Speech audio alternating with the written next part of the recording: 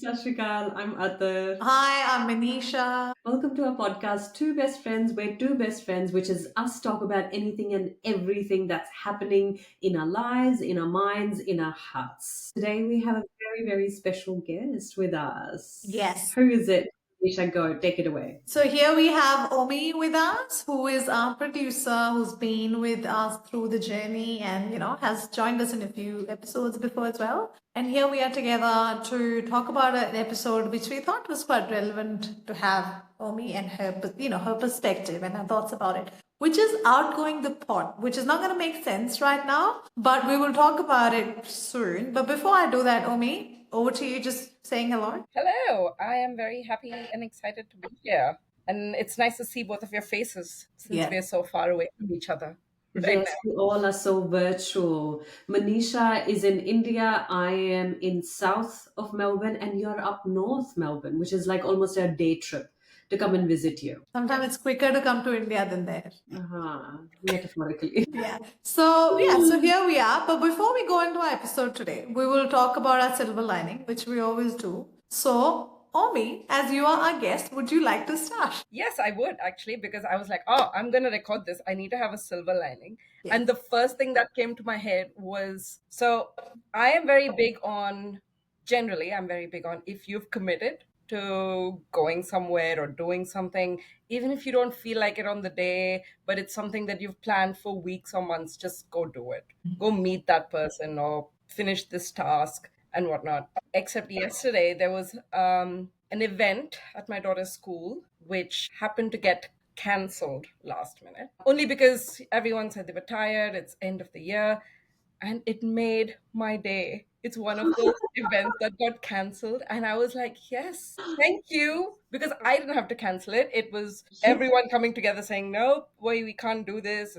We don't have the mental capacity, physical capacity. And I'm like, yes, I agree. We should cancel it. And it was the best feeling ever. It was like a day off. It was a day off. The weather was like rainy and disgusting. So I was like, I just want to stay in bed, watch a movie with my kids, like do nothing else. And that's exactly what we did. So it was the best thing that Can we I give like a little example or a story? It's a little bit dark, but I'll still give it.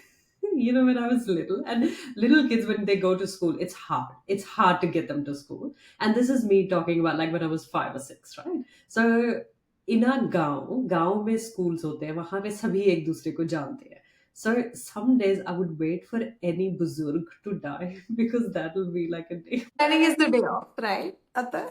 Yes. Yes, of course. Unexpected holidays or breaks are brilliant. Yes, I know. I just turned it into dark things. Sorry, Omi. Yeah. That's okay. That's good. Atar, do you want to tell us what your silver lining is? Yes, I actually have a little story.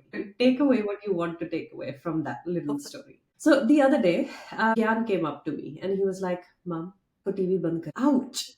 Ouch! A child telling me to turn the TV off at night. And I was like, oh my God, it feels like I'm the child in the household and he's the adult. So I had those 2 hours of like real like head scrunching. I was like, shit, I need to lift my game up. I can't let him have like such a thing to tell me. And to my defense, when you don't move your remote or anything cursor, it goes black. Yeah. So it was not on, it was just blacked out. Anyway, then to prove myself that I am the adult, I had to do that. I made bajre ki roti because in my eyes, bajre ki roti is the hardest thing to make. Oh my God. I love how that went from a TV remote to making bajre ki roti. So I made perfect bajre ki roti, goal, and it didn't break on the tawa. So I was like, I'm an adult. That's something. Yes, I was like, see, it's not that bad. I'm still the mother of the house. I'm the matriarch. Anyway, that was one. I will call it 1-1. Uska bhi ek point, mera bhi ek point. Tu And bana then in the sakta hai afternoon, right? But then in the afternoon, I said to him, I was like, Gyan, can you make me green tea? And that kid, he's made me green tea since he was 5 years of age. Yeah. He knows the drill, how to make green tea. He was so engrossed in the test cricket match that he put the tea bag into the kettle. And I got up to get the green tea, and I'm looking for the cup, and I'm like, Gyan, cup kitte hai? And he's like, what cup are you talking about? I was like, where did you put the tea bag in? Like the cup? Oh, Yeah. kitte hai? Like I pour the hot water. He's like, you said to make green tea. It's in the kettle. So the whole tea bag was in the whole kettle. And that moment I realized I am 100% the matriarch of the The house, adult of the house. the adult of the house. He is the bacha. He has a lot to learn. My goodness. Yeah. Key But lesson. it made my weekend. We had Yeah. so much. It was just so funny and so fun. So that was my silver lining. What silver lining out of it? I don't know. Maybe I revived myself. I Instead of revived my status. I think looking that was to a silver lining. himself. She established her status as the matriarch of the Yeah, family, which was not going to move around anywhere, but still, I know. it was. She did this to herself in her head the whole time. He knew. He knew he was a kid. He knows where he is. He knows where he. But Attar, You should see Gyan the way he talks sometimes. yeah. He will tell me, he's like, Mom, calm down. Like, you need to calm down. And he'll say it in that way. And I'm like, fuck, shit. Oh my God, I need to calm down. So I needed to prove to myself that I'm I'm glad. 37 I'm year glad old you mom. are the adult and your spot in the house is not taken. No, it's not. It's not taken by a Not till he's 3-year-old 18, child. at least. That's fine. Not till he's 18. You'll be fine. Not until he's 18. Yeah. Yes, yes. That Then is. I'll ask him to be again. I love it. I love our silver lining moments because they're like, the snippets of your different things in your life that happens. What is mine? I've got to say, I don't know. You know what? I just actually, it was half an hour ago. I had brilliant lunch, all made by someone else. I had bhindi, Gujarati kadhi, moong ki dal, and chawal. Everything set up on the table. Loved it. Oh, Amazing. Just, it was amazing. It was a brilliant experience to have everything sorted. that's lovely to hear, Mole. Did you feel the matriarch of the house Oh, eating Yeah, that? I I know. don't, not in this space, but I feel very much, I don't have to do much, which I love. Like from that perspective. Yeah, from Melbourne's perspective, we have to do everything yourself. So that was brilliant. That was a good experience to have. All done. That's amazing, lovely. Should we jump into our today's topic? Yes. Don't rub it in our faces. I know. Shut up. Go and Um, eat your lunch. yes. Ali. So we are talking about, I know we started and we said outgrowing the pot, right? And I guess before we start, maybe I'll open the floor for either of you, maybe Attar to start with. Tell us, where did we get the idea of outgrowing the pot? I actually got it from you because you were talking, Attar, about something. So tell us. In my very profound moment, I spoke about this to Maneesha, and she was like, "Oh my God, this is a podcast topic," and I'm like, Yes. "Damn, this is too serious." No, about 3 or 4 months ago, four of us who are part of four best friends or two best friends. I forgot the name of our podcast. Two best friends, and we were talking about life, and we were talking about like what is. I think predominantly, except Manisha, other three of us, we were talking about what's missing in life.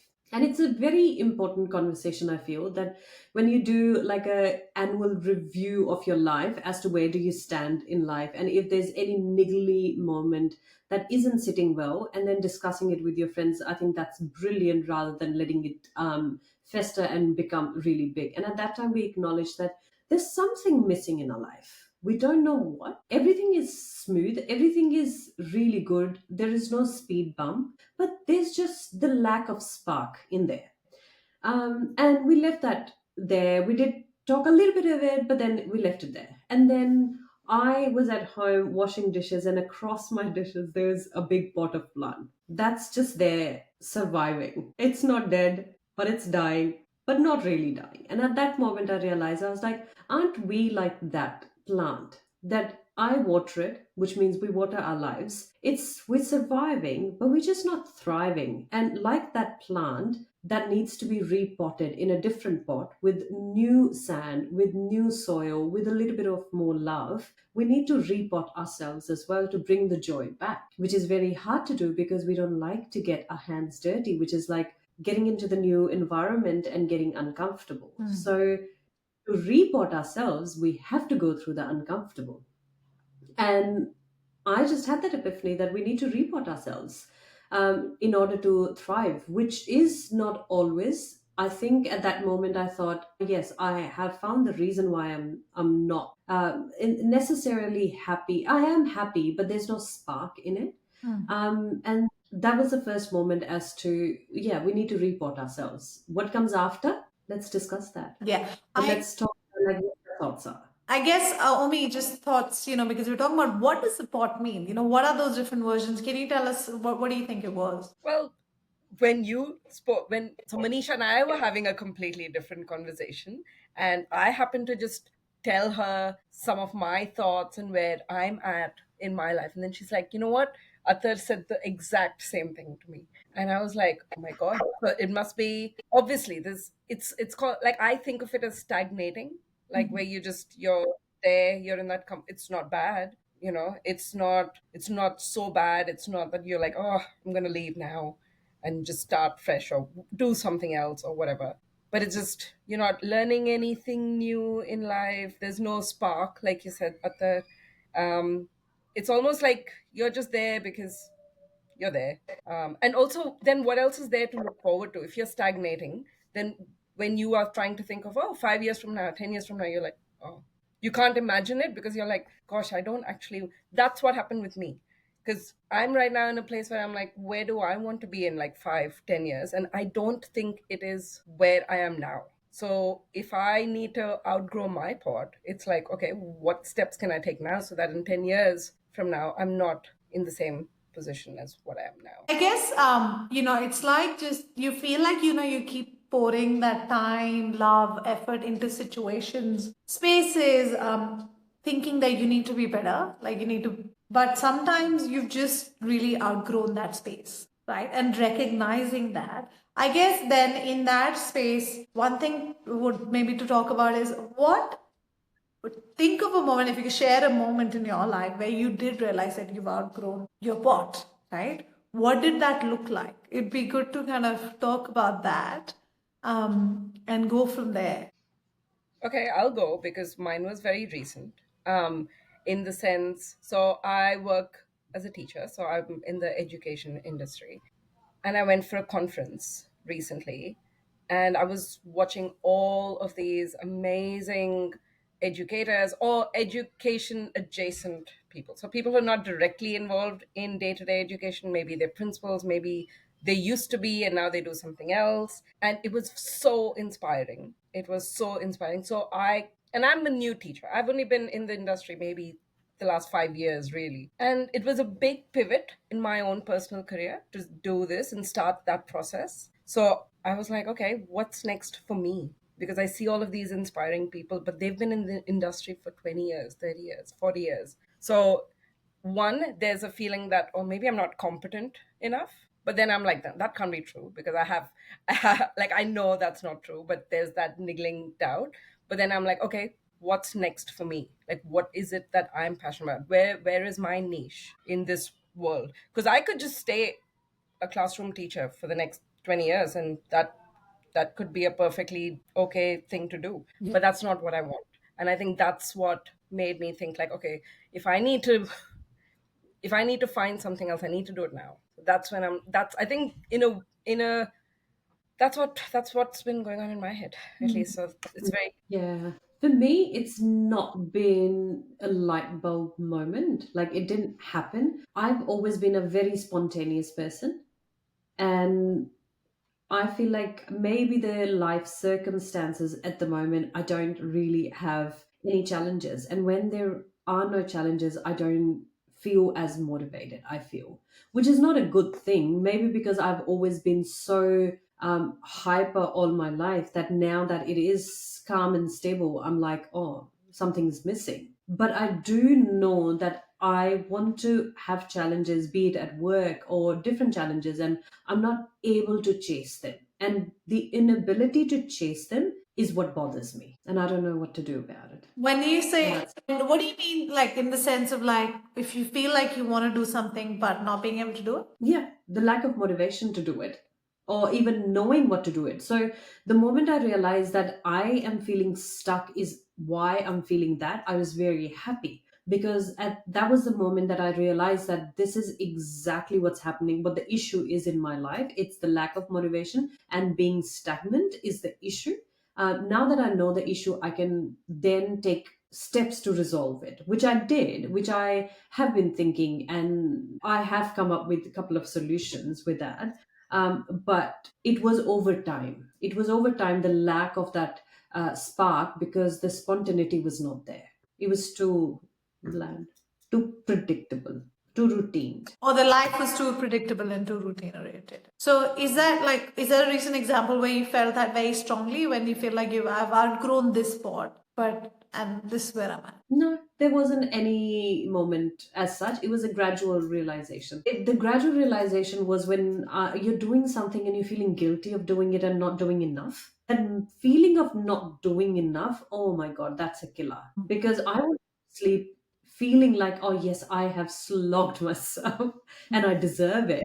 I used to find reasons to feel it. Everything, I started to feel more of an imposter. Bothers me that what I have, what I'm doing is actually enough, is more than enough. And still feeling not doing enough, not and I'm a very content person, don't get me wrong. It's all, I think, more of motivational and more challenges and more spiritually that I feel like it's not enough.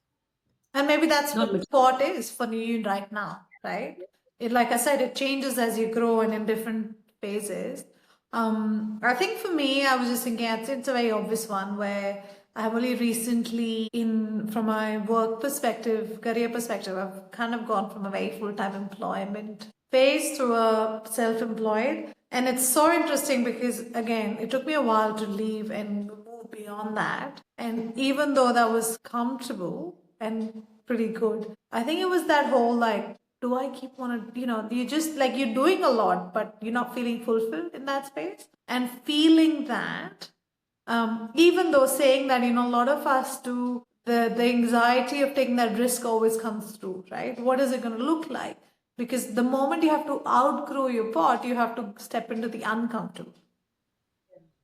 Uncomfortable what brings growth at some point. So I think, yeah, just recognizing that took a while to be in the uncomfortable and say, okay, this is what it is, because otherwise there is that feeling of feeling that, boredom or resentment in that space. And even though it's safe, it's not giving you anything. Yeah, that's exactly right. And I feel like today I thought, and I have made few changes in last, I would say, few weeks, like 5 6 weeks. Reading that book, Soul's Many Masters, I think that changed a lot of things for me, spiritually, because it just shifted a lot of things. And aligning with that thought, today I was thinking, you know what I actually would love to be? I would love to be a goldfish. I can't change the form. I can't actually be a goldfish. Okay. That that information No. went above my head, so I have no idea what you're talking about there. I was not But expecting I will goldfish. accept your new pot, or maybe not the pot. It's a glass bowl actually now, or a river. Let's change Yeah, the yeah, word yeah. to it. All the goldfish. Yes. But Yes. let me explain. So goldfish has memory of 2 seconds. Five And seconds. 5 seconds, okay, only 5 seconds. The teacher comes in. So I want the memory of 5 seconds, like a goldfish of 5 seconds. You don't remember good, you don't remember bad, you don't remember the fear, you don't remember anything more than that That span is of time. amazing. Because what it means is that you're actually being present. And that is the most hardest thing you can ever do. When we are doing one thing, we're thinking about 10 other things in our mind. So I want to be a goldfish, so I am present. So I am within the sphere of 5 seconds. My God, that is next level, man. Like I don't think I I want to think be a goldfish ever. Listening to what you just said.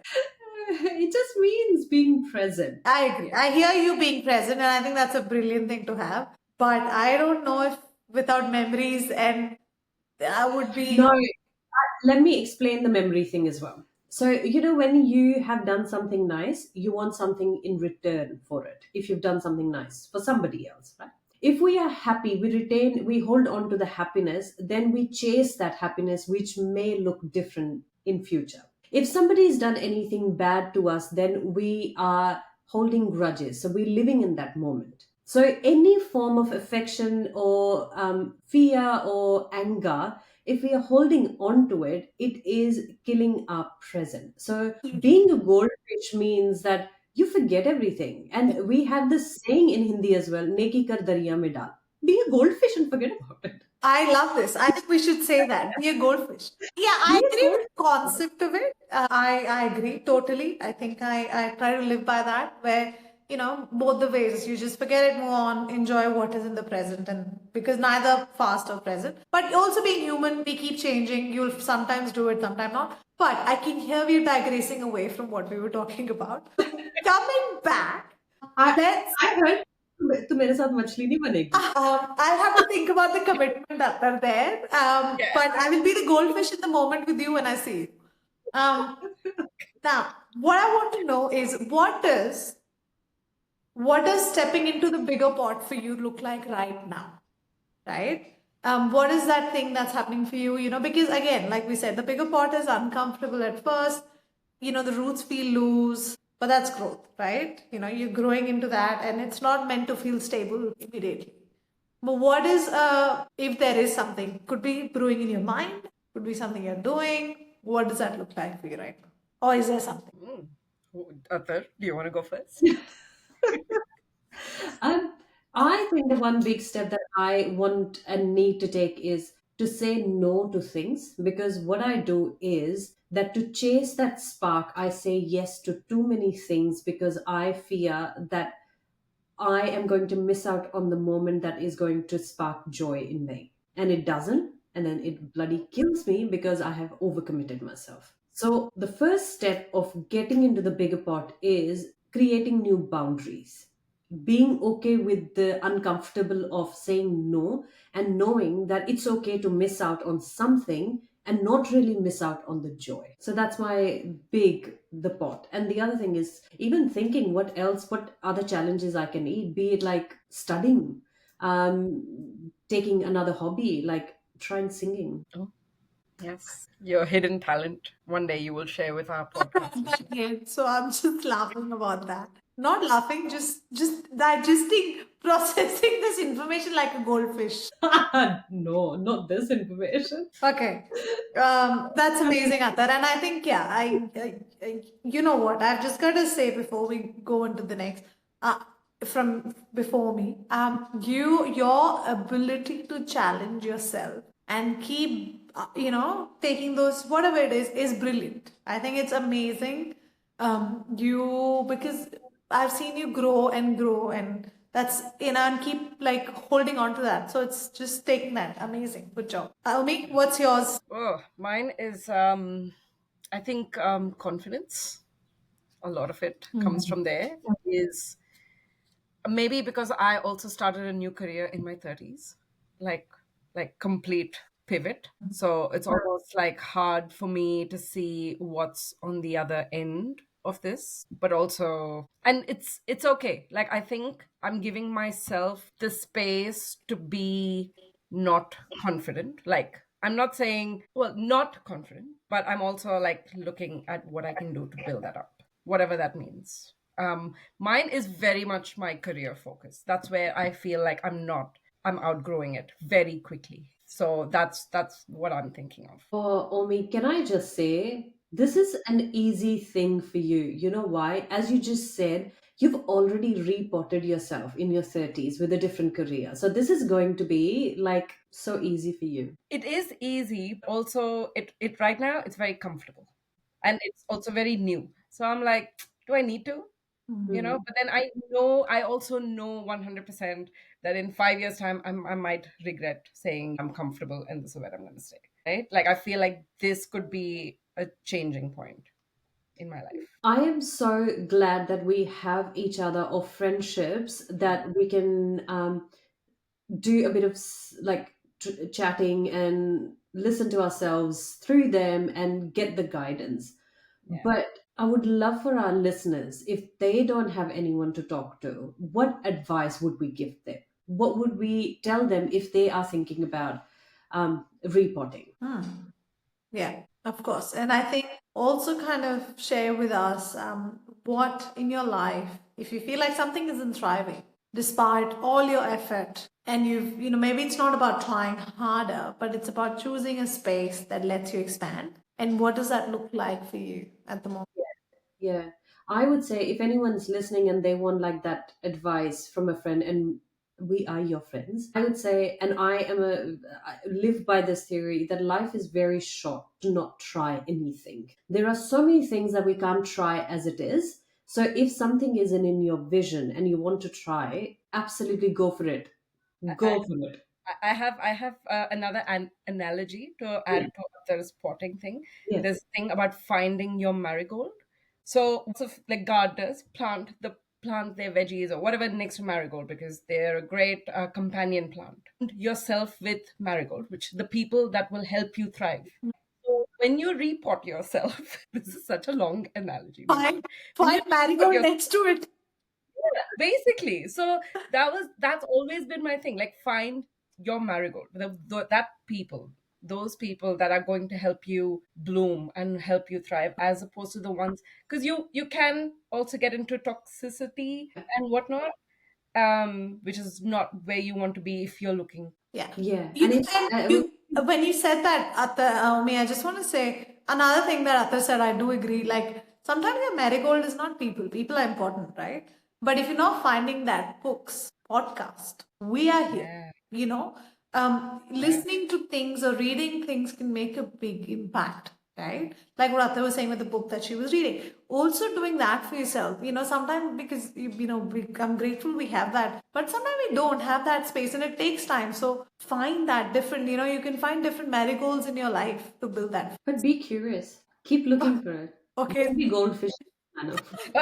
So just before we end, I'd just like you to say, outgrow your pot, surround yourself with marigolds, and be a goldfish. That is what we Oh, are. don't get Be a goldfish. That's what Atta is saying. So these are our three things for today. And on this Yes. note, we would like to end our episode. Thank you for listening to us. Omi, thank you for coming in because I think with you, it's an amazing conversation. We love having it. Even if we go off topic, it's fine, but it's here and we create something brilliant like today. So thank you. Thank Thank you, you for Omi. having me. Okay, thank you everyone. Thank you for listening to us. Please don't forget to give all the love on our socials, Instagram, YouTube, and let us know how your repot looks like, or if you want someone to talk to, we're always here. We're always here to take any topics that you want us to talk about. Until then, Bye. bye. Bye.